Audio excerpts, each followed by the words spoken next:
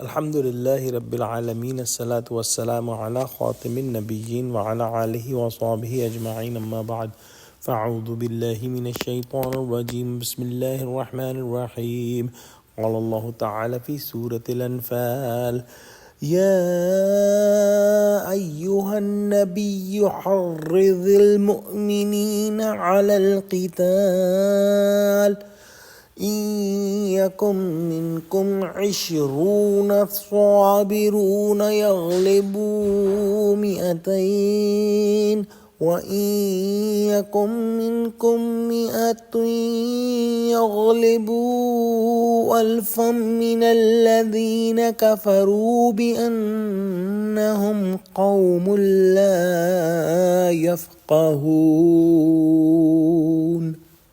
ترجمہ: اے نبی، مسلمانوں کو جہاد کی ترغیب دو، اور اگر تم 20 آدمی ثابت قدم رہنے والے ہوں گے تو 200 کافروں پر غالب رہیں گے، اور اگر 100 ایسے ہوں گے تو 1000 پر غالب رہیں گے، اس لیے کہ کافر ایسے لوگ ہیں کہ کچھ بھی نہیں سمجھ رکھتے۔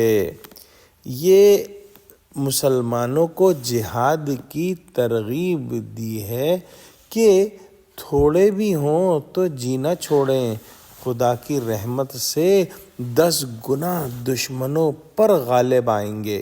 سبب یہ ہے کہ مسلمان کی لڑائی محض خدا کے لیے ہے۔ وہ خدا کو اور اس کی مرضی کو پہچان کر اور یہ سمجھ کر میدان جنگ میں قدم رکھتا ہے کہ خدا کے راستے میں مرنا ہی اصل زندگی ہے۔ اس کو یقین ہے کہ میری تمام قربانیوں کا پھل آخرت میں ضرور ملنے والا ہے، خواہ میں غالب ہوں یا مغلوب ہو جاؤں۔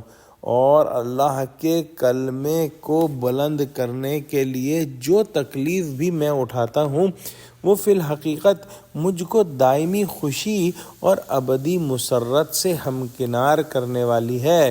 جب مسلمان یہ سمجھ کر جنگ لڑتا ہے تو پھر اس کو موت کی ہیبت جو ہے اور وحشت نہیں رہتی، اللہ کی مدد بھی اس کو حاصل ہوتی ہے، لہذا پوری دلیری اور بے جگری سے لڑتا ہے۔ کافر چونکہ اس حقیقت کو نہیں سمجھ سکتا، اس لیے محض حقیر اور فانی جو اس کی اغراض ہیں ان کے لیے جو ہے وہ جانوروں کی طرح لڑتا ہے اور قوت قلبی اور امداد غیبی سے محروم رہتا ہے۔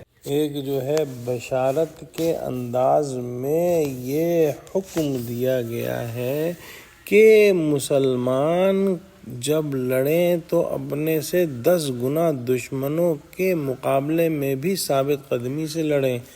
اگر مسلمان 20 ہوں گے تو 200 کے مقابلے سے نہ ہٹیں، اور 100 ہوں گے تو 1000 کو پیٹھ نہ دکھلائیں۔ اس مضمون کو انشاءاللہ ہم کل کی آیت میں مکمل کریں گے۔ دعا کرتے ہیں کہ اللہ سبحانہ تعالی ہم کو قرآن کا فہم عطا فرما، ہم کو سچوں سے جوڑے اور ہم کو صراط مستقیم پر قائم فرما دے، آمین۔ وآخر دعوانا الحمد للہ رب العالمین، والسلام علیکم ورحمۃ اللہ وبرکاتہ۔